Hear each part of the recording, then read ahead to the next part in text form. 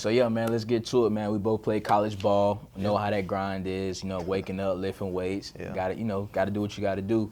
How was that transition going from a college athlete to a full-time entrepreneur and being successful at what you do? Well, my path was a little different. So I ain't start off straight into entrepreneurship. I went into the corporate a little bit. And in that corporate space, man, you really find out those politics, right? It's just like college sports. The politic in it is the same. So you kind of get a sense of dealing with that. And I just got to a point after being in an internal audit space in the county and helping people when they come into a job and I'm seeing them get promotions and I'm still staying at the same level. I was like, shit, I can't do this too much longer. So it took me into a state of, like, I really had to find myself, right? So once I found out who I was outside of being an athlete, because that life was not over, it allowed me to get into things that I started to enjoy. And I figured out, all right, cool, financial literacy is something that I enjoy. So I made the jump right before the pandemic, November 2019, when I shut it down. And something my grandpa used to say before he passed was, it got to be in you, not on you. Because we both know in entrepreneurship, everybody do the lifestyle marketing. So some people don't really have a skill. So I just took the shit by the horns, bro, and I jumped off the porch, and I've been a full-time entrepreneur ever since. Dope. So how would you say the skills in football set you up with entrepreneurship?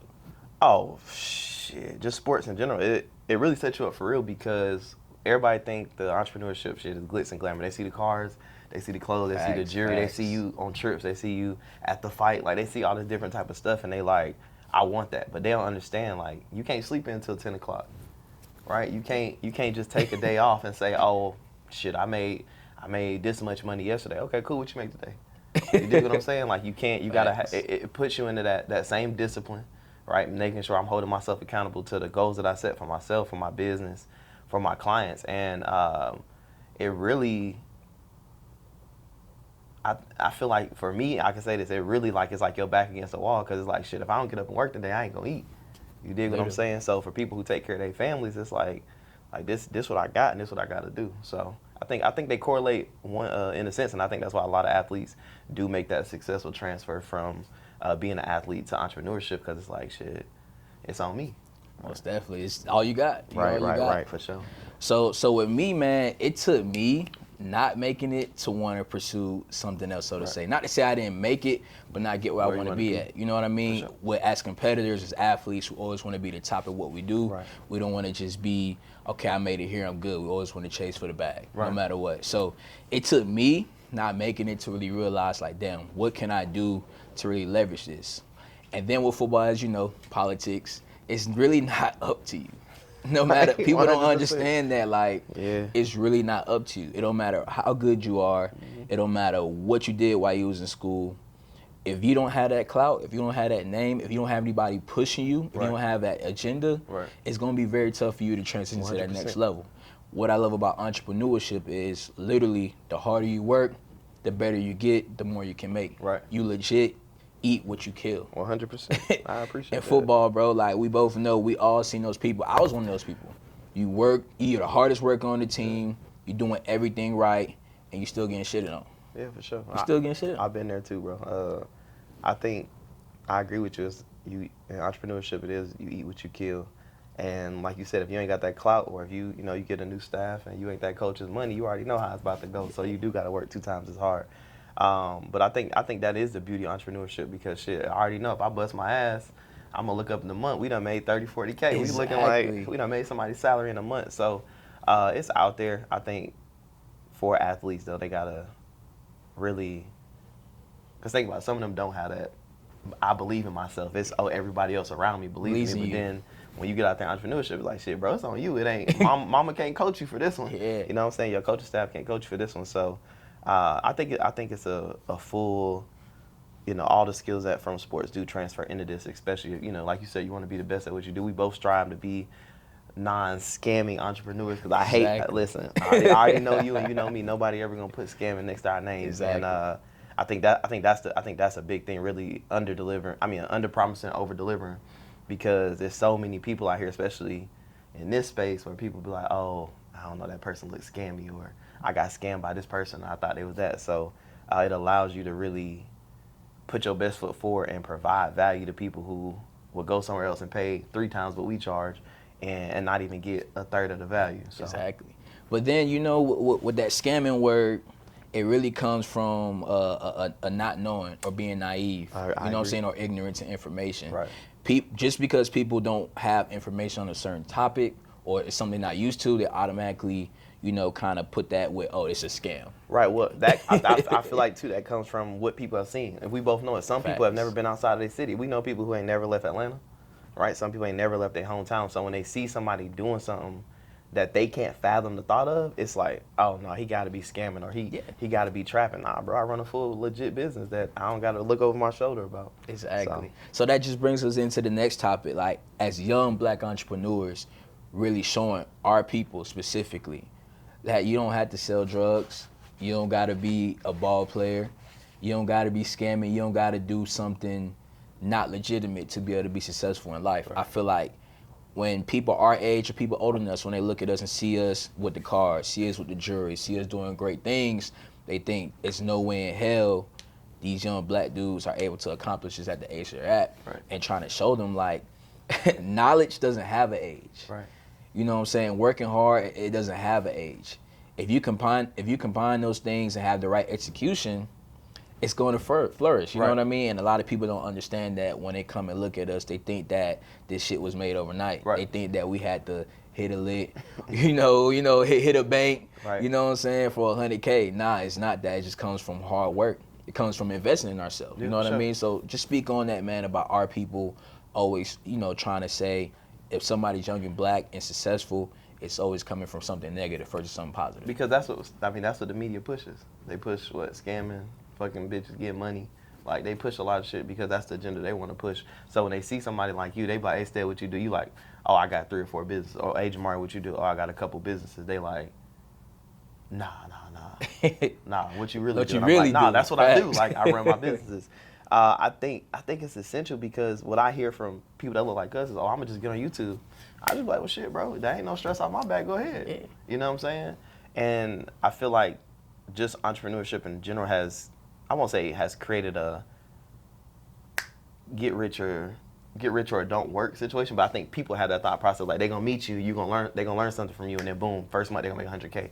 And it's like, nah, it don't work like that. So the biggest takeaway I will say from our people and what I've seen just from the people I've connected with is when they know you, like the people who know us personally, when they know how you are as a person, it doesn't surprise them. Mm-hmm. Some people might hate, and that's an ego thing, right? That's something that they got to work on their own with them not being able to fathom, oh, Stevin went from playing football at Southern to now he living in Vegas. He ain't even in Atlanta. He think he hot shit. No, I don't think I'm hot shit, but I want better for myself. So I really think it's a mindset shift when I won't say you, but when we've been around people who are making $100,000 a day, right? At first, there probably was a time where you was like, nah, that's not real. There's no way. You can't fathom that. Then you start to meet these people and understand that all they did was take simplified systems, put them into place, and let the business run. And that's as easy as, so like the dudes I know that trap, I tell them straight up, hey, bro, if you can trap, you can run a business. You really can. Legit, it's just literally just flip the switch, step out of that lane into another lane, and now you got legitimized business, and you can make probably 2-3 times more than what you were doing in the lane that you was in, or take the money you made in that lane, because we just gonna keep it a buck. Some people never gonna move away from what they do, so take the money you made in that lane and put it into a business or go buy a business that's already operating. So boom, now you got cash flow, and you good to go. Most definitely. So another big thing I got out of that, man, as you mentioned, just network.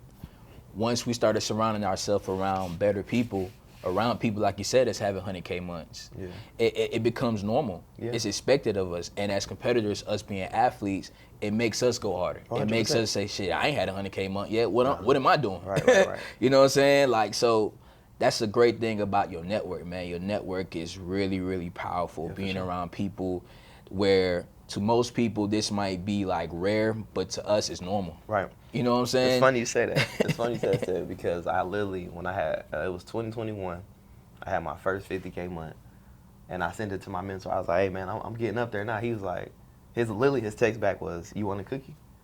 You want a cookie for doing what you were supposed to do?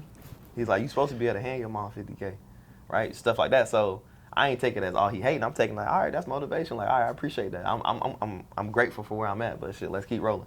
And that's basically what he was trying to say. So yeah, I agree, because it allows you to look at life differently. And if you think about it, nobody here is chasing money, right? If you're chasing money, you need to find your purpose, right? It's more of you chasing the freedom.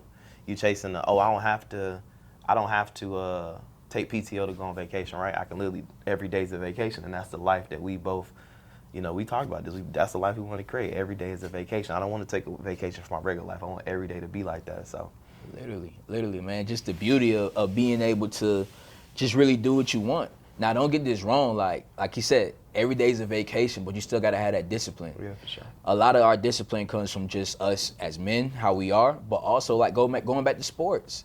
Us having to wake up at 6 a.m., you know what I'm saying? 13, hit the weight. 14 years. Yeah. Right? Waking up at 5 a.m., 6 a.m., hitting them weights, and then going to class. And then after class, we're just trying to go to the cafe real quick, get something to eat. Right. Dang, now we're going to practice. And then in college, it ain't just hit the field, it's meetings. Probably hour and a half, 2 hours of meetings, and then you practice for like 2 hours. Yeah. And then, you know what I'm saying, you're going to eat and back to bed and waking up at 5 a.m. again. So for sure. Living in that system for so long really made us who we are today, to make us disciplined, to not just say, oh, I'm going to just sleep in today. Let me wake up, get to this money, and then I can relax later. You know what I'm saying? Because as entrepreneurs, you got to be disciplined.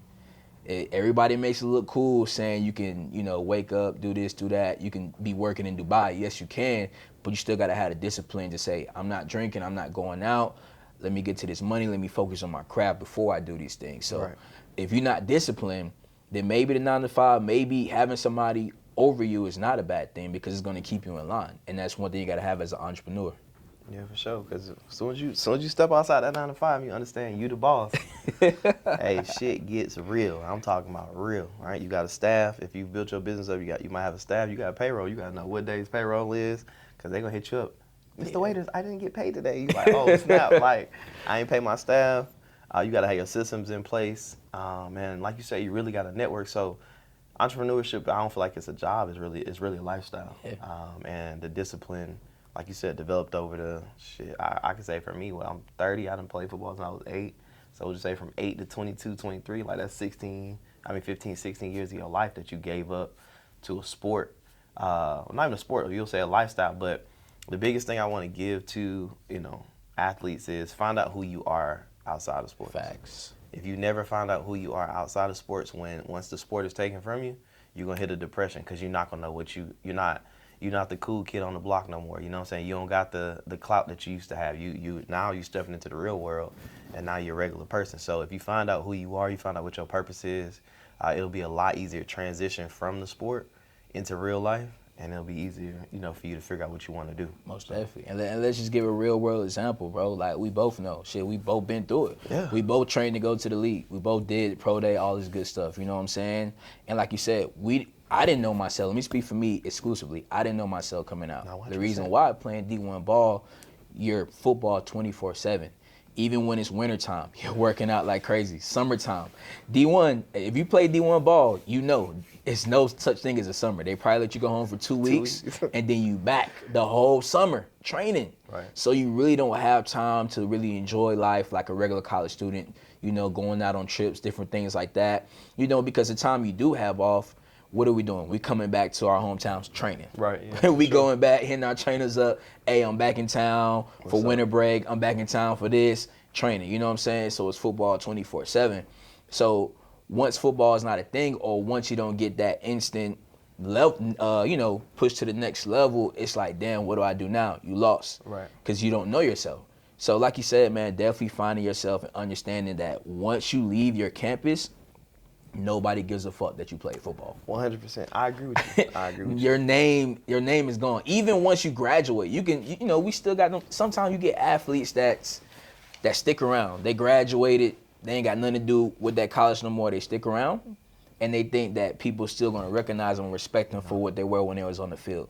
Nobody cares that you played football in real life. It's about what you're doing now. If you ain't make it to the league and you ain't benefiting that person, or you can't benefit in that person, nobody cared that you were All-American. Nobody cared that you were All-Conference. Can you attest to that? Yeah, no, I agree with you 100%. I'll say for me, when I finished and I was working corporate, like literally from, I say I got my master's, 16? So from 16 to 18, bro, I was depressed because I was like, bro, I do not want to be at this fucking job. Like, I don't want to be here. But again, they sell you the American dream, the house, the cars, the family, a whole bunch of debt, right? So I knew, I went back home. Like I said on plenty of podcasts, I moved in with my dad and my stepmom. My dad wanted to build a relationship, moved in with them. He was like, save up. So when you move out, you ain't in no debt, you good. And I ain't have no ego to go back home because I'm like, shit, I want to stack some bread. Like, so, but I was depressed. I worked the job every single day. I was like, bro, I hate this shit. So I would get off work and still be training. Like, all right, I'm still gonna give it another shot. And I feel like when you really find yourself, you'll know because what happened with me was I went to a TFL trial and I dislocated my kneecap.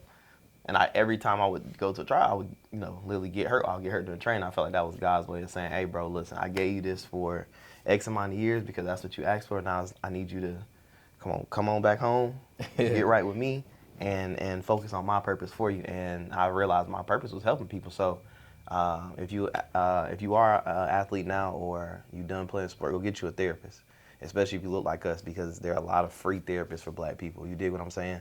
I wouldn't say black people, for minorities in general. Go get you a therapist because you dealt with a lot of trauma, not just in sports, maybe the way you grew up. A lot of us come from, impoverished neighborhoods and not being able to live the lives we want to live growing up. So go get you a therapist because that was the best thing I did in 2018. My therapist told me, he said, you act so cool, right? You act so cool and so laid back and nonchalant because you're trying to keep the peace around you. But what about the peace in you? And when he said that, I was like, oh, wait a minute. Like, I'm not as, I'm not as laid back as I thought. He's like, nah, you don't love yourself enough. So when he started saying stuff like that, it really helped me dig deep. And one of the things he told me was, he's like, go back to before you play sports. Think about what you like to do as a child, because a lot of us don't heal the inner child. Facts. So think about what you like to do before playing sports and start to get back to some of that stuff, and maybe that's some of the stuff you like, right? So for me, I knew I like to help people, like, holding the door open, helping an old lady across the street. So I'm like, cool, I'm interested in financial literacy. What ways can I help people? So I started buying little courses and stuff to get into that financial literacy. And then obviously, we all found the mentorships that we took, and that's how we linked. We linked through a mentorship, even though having acquaintances that knew one another. And I think that was the mindset shift I needed. And then when I see people who look like us that's really doing it, that we know, and they ain't scammy, it always made me think back to what my grandpa said: it got to be in you, not on you. Yeah. So. And then, like, just chasing that grind, man, like, just with football in general, that a lot of people don't realize. Like, the people outside of sports think that it's all glorified, or they think just because you got an agent, everything's cool. They don't understand that's just about, like, how relevant you are. You can have an agent, and he don't even talk to you.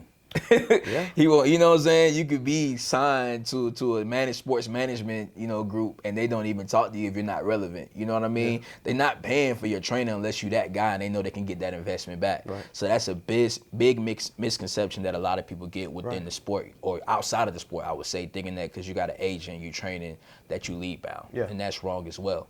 So just going back and just saying, man, like, that grind is hard because a lot of athletes are going to college, being told to take general studies, these basic, these basic degrees. Keep that GPA up. Yeah, just to keep the GPA up, because you got to understand this is not only, quote unquote, making you look good. It's really helping that coach look good. It's making that team look good, so he can sit in, inside of somebody else's couch and tell their parents, yeah, my team has a 3.0 GPA, not knowing what are these guys studying, what are they doing after college. Right. You know what I'm saying? It's still hard for them to get a job. I know teammates that literally graduated with me that's working at Walmart, that's working at UPS. You could have did that shit without going to college, right? Yeah, for sure. It's ridiculous. You know what I'm saying? So to let you know that you're not being set up to succeed outside of football. If you're not benefiting them, it really doesn't matter. So when you take that and you still trying to train, and and I know, training is expensive.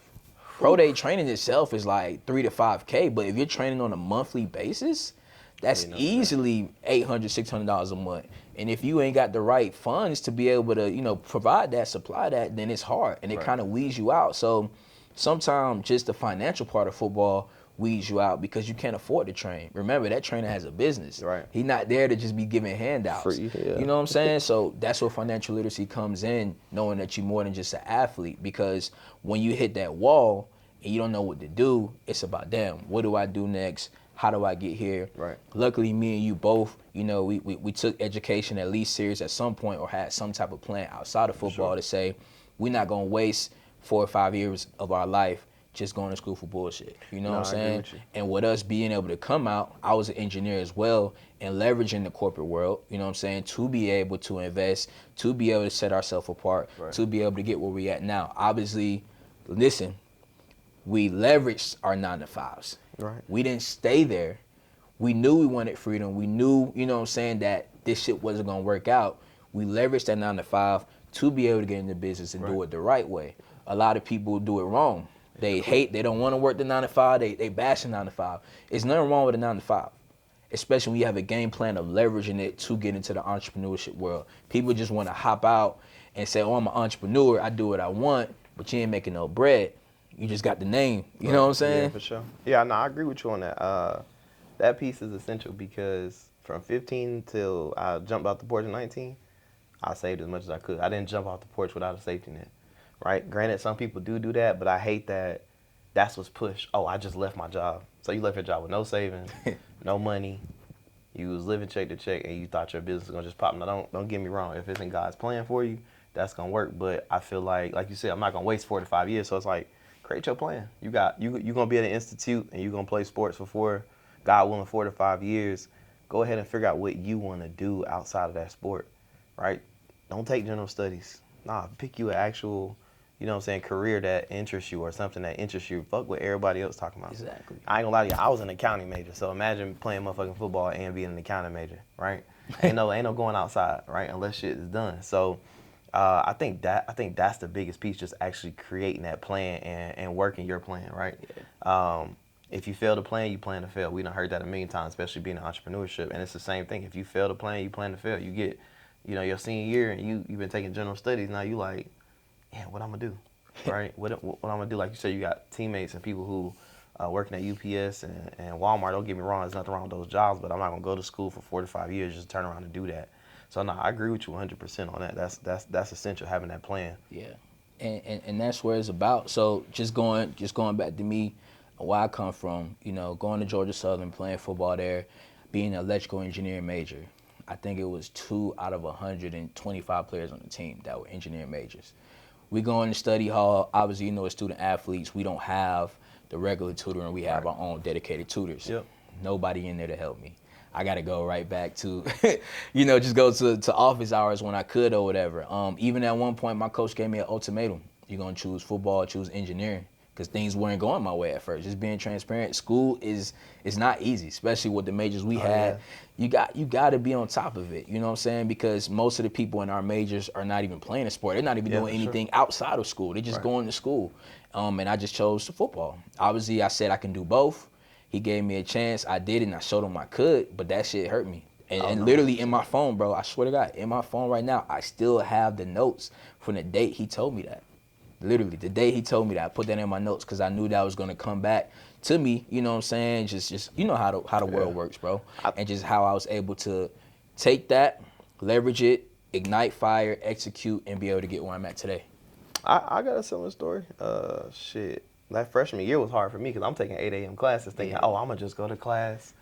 I'm done. I'm cool till practice. Not realizing, bro, you an adult now. Ain't nobody waking you up. Not saying my parents was waking me up, but you got to get your ass. Ain't nobody holding you accountable. You got to get your ass up, bro. I went home at Christmas of my that fall of, I think that was fall 2011. Mm-hmm. They went home with a 2.5. No, 2.3. My mama said, I'm about to take you out the football team. I said, what? You can't do that. Like, I'm in college. Like, what did you talking about? She's like, all right, watch me. I was like, oh no, I'm not even about to play with her. If anybody who know me, y'all know Sharon Perry do not play. So I was not about to play with her. So that spring, I was like, all right, cool. I got to do this shit strategically. Like, nobody holding me accountable, so I got to hold myself accountable. So I ain't put no classes before 11 a.m. because I knew I didn't want to get my ass up. Like, that was me saying, all right, cool. I know 8 a.m. is not for me, Jack. So I think that spring I got like a 3.8. I was like, I gotta get this shit back up because I was about to lose hope too. You know, they put you on probation, and just from that point on, like having a plan, like, all right, cool, this is how my semester gonna go. I'm not taking no classes before 11 a.m. Right? I ain't taking no class before 11. I'm taking my classes 11, 12, get ready to go to practice 1:30. for meetings and stuff like that. You know, special teams be first anyway, You so know it. get ready for special teams meetings. But man, I just urge y'all, man, just have a plan. Like, and if you know, it's okay to say, hey, I don't know what my plan is, but at least start building out your plan or getting around people who used to be athletes or in spaces that you want to be in. Like, get you a LinkedIn, right? Get you a LinkedIn. Start reaching out to people who are doing what you want to do and get your motherfucking ego out of it. Yeah. It's okay to say, hey, bro, I love what you're doing. I love what you're doing. What can I do to set myself to be successful like you? You ain't simping. You ain't eating dick, what they be saying. Yeah. You ain't dick riding, none of that shit, bro. Like, it's okay. Like, we got to get out of this stigmatism of, oh, he look like me, I'm afraid to ask him for help because I don't want him to know I'm down bad. Nah, bro. Just, hey, Stead, look, bro, I love what you're doing. I want to connect with you and see how I can not only learn from you, but give value to you as well. It's simple, easy, simple. And that's how you build relationships. That's how you build relationships. Instead of being down bad in your room, quiet, because eventually we all know that shit gonna come to the light. 100%. You know what I'm saying? We all, like I said, so long. Exactly. We all, like I said, we both know people on our teams that was that guy that just fade to the black. Nobody know what they doing. Maybe one person know what they doing. You like, damn, I didn't know he was on that. You know what I'm saying? So, like you said, just being transparent. If you need help, if you need a partner, if you need somebody to really guide you through the way, whatever that case may be, you know what I'm saying? Don't be afraid to ask. That's why we're here. That's why you have other people in this space here. And one thing that people don't realize, or athletes don't realize, speaking specifically to athletes, people love us and our intensity, because normal people usually don't have that in them. Right. You know, like just regular normal people, not people that, you know, really geared towards entrepreneurship or something. You got to have some type of fire to take that leap. But just the regular people, they don't really have that discipline, that leap. They're not used to waking up early. They're not used to being cussed out in the rain or, you know, just talk too reckless. You know what I'm saying? You laugh, but he's bringing back memories because he knows. No, fact. And regular people don't go through those experiences through life. We talking about from Pee-wee. Yeah. People talking to us reckless. We running into people. You know what I'm saying? Good shit. Crashing. Y'all don't get that experience. But us as athletes, we get that, and we're able to take that into different realms, the 9-to-5 world, and take that and just go with it. You know what I'm saying? Or take that with entrepreneurship and just go with it. People naturally gravitate towards us because of our tenacity. So use that to your advantage as well, man. You know what I'm saying? It's a lot of opportunity out there, but you got to be able to go and want it. You got to be able to go and take it. It's out there, but like you said, you can't be prideful. You can't be, oh, I'm too cool for this, or this dude gonna think I'm on his dick, or this and that. Nah, it ain't none of that. We all here to help each other. That's all. That's how we grow. Right. We all was there at one point. You know what I'm saying? For sure, for sure.